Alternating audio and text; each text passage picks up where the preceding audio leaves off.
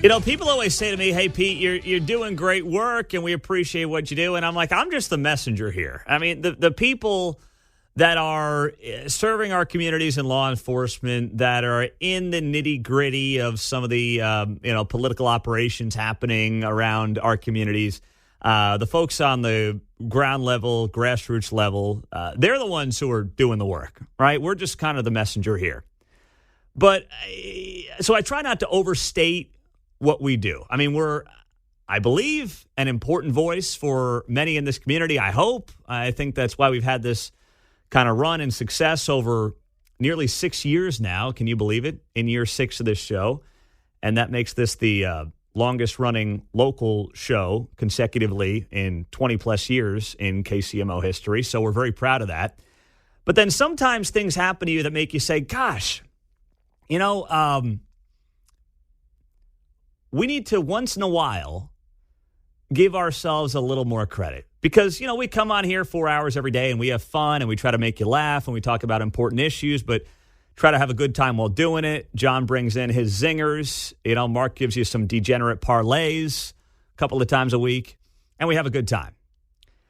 But then when you realize the way people view you, it kind of, changes maybe how you perceive yourself in a small way.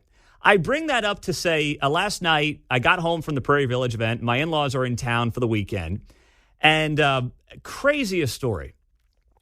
I'm wearing this thing right now. My mother-in-law gives this to me. It's one of these custom silicone wristbands. We spent the entire commercial break trying to figure out what to call this thing.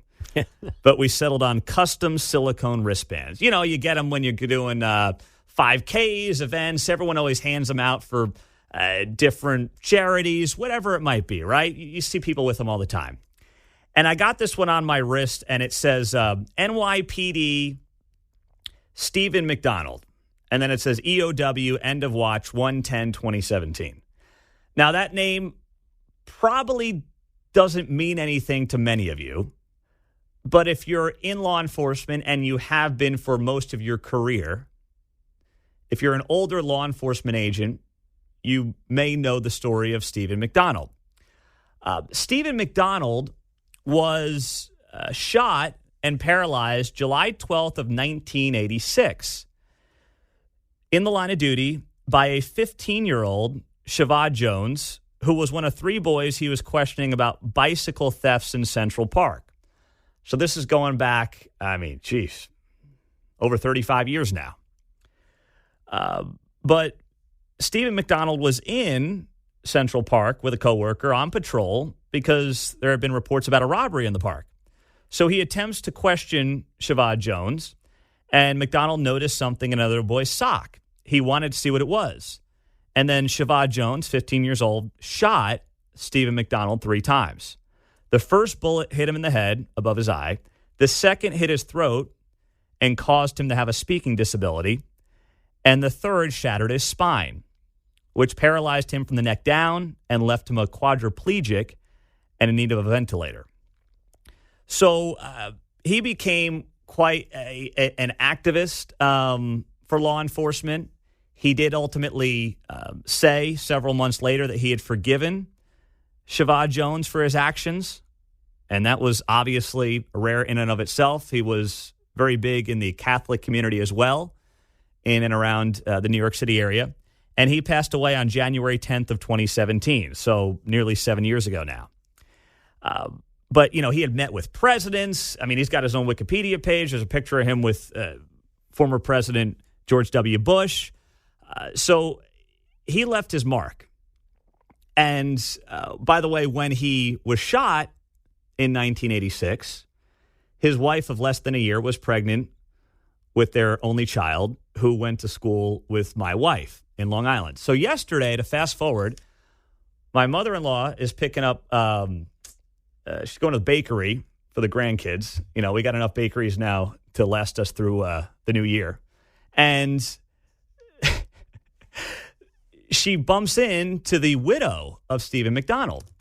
And the widow says to her, I've heard about your son-in-law. He's doing good work there in Kansas City. And she takes this custom silicone wristband off of her wrist and gives it to my mother-in-law and says, hey, give this to your son-in-law when you go out to Kansas City today. So this was all yesterday in a bakery on Long Island.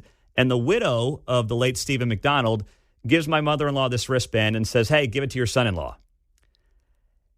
Because, I hear probably through social media and whatnot that he's doing good things, not just in terms of what he believes in, but supporting law enforcement and things like that.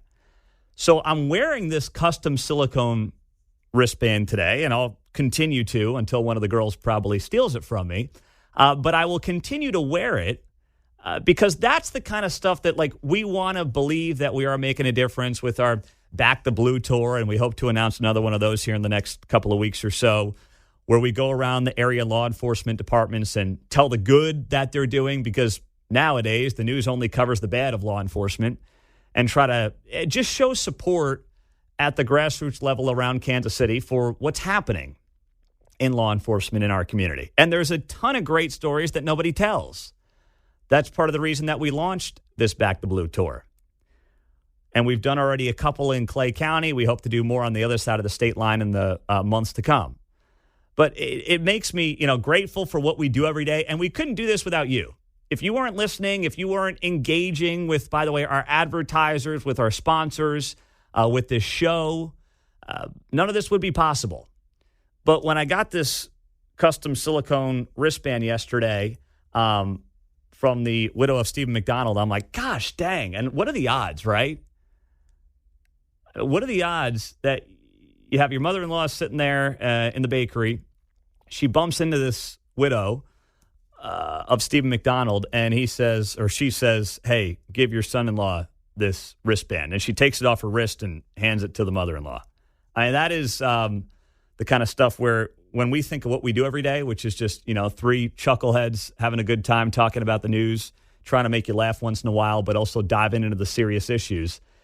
This makes us feel, or makes me feel, certainly, like we are a more important voice than even we realize sometimes.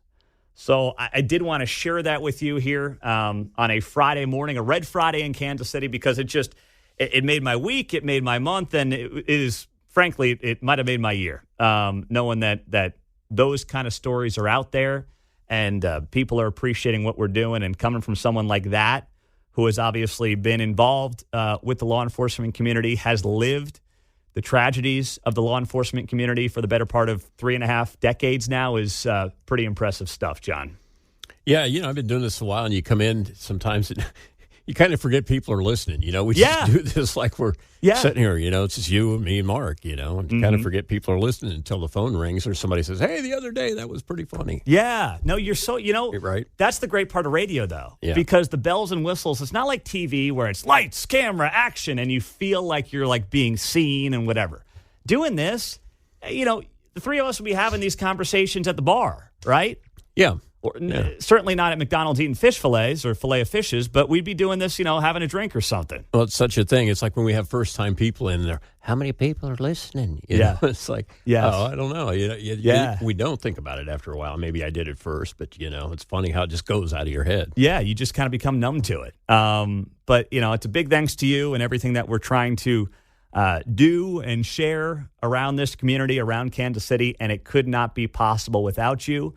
And I will just throw this little teaser out there for fun, but 6 days from now, we're going to have some news, a story here in Kansas City that I would say may be one of the biggest stories in KCMO history.